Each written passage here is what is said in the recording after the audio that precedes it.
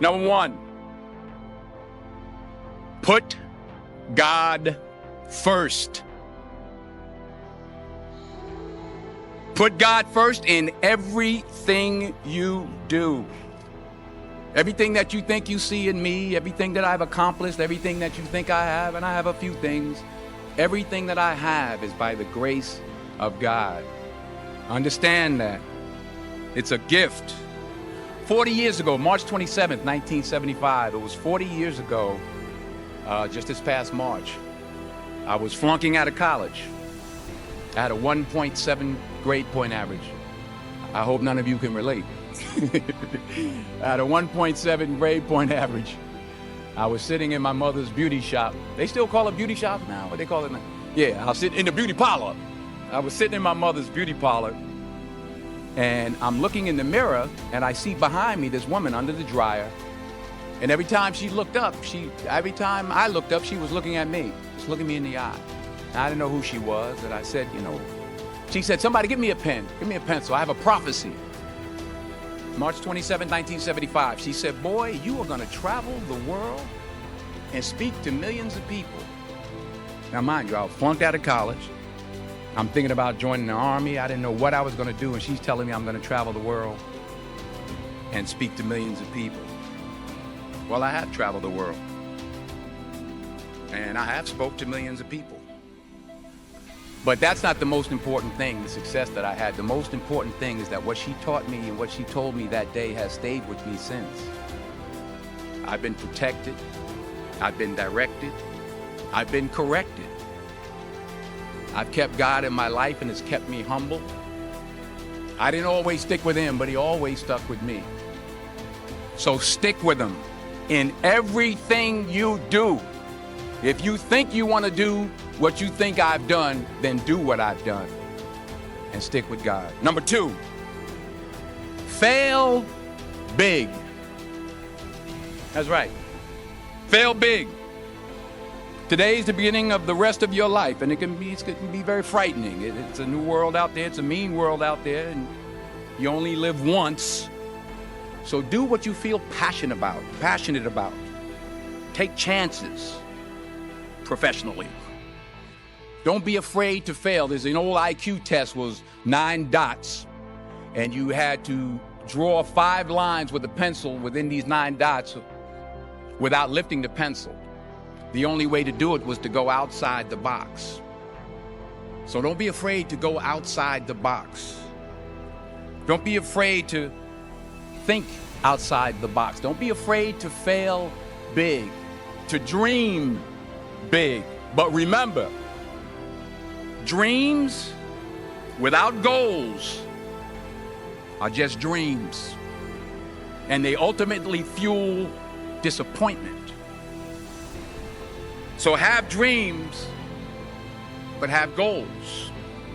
Life goals, yearly goals, monthly goals, daily goals. I try to give myself a goal every day. Sometimes it's just to not curse somebody out. Simple goals, but have goals. And understand that to achieve these goals, you must apply discipline and consistency. In order to achieve your goals, you must apply discipline, which you have already done, and consistency every day, not just on Tuesday and miss a few days. You have to work at it every day. You have to plan every day.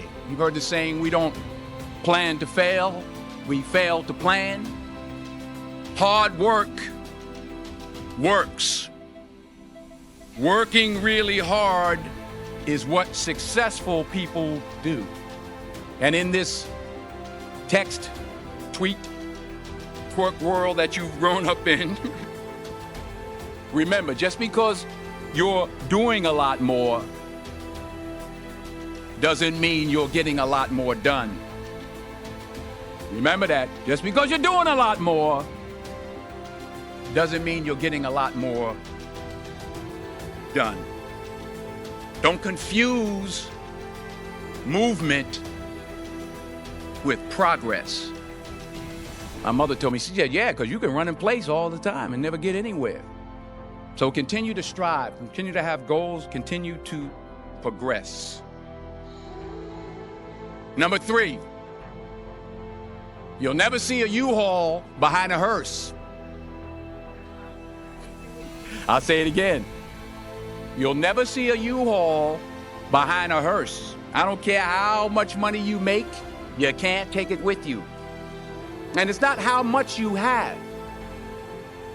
It's what you do with what you have.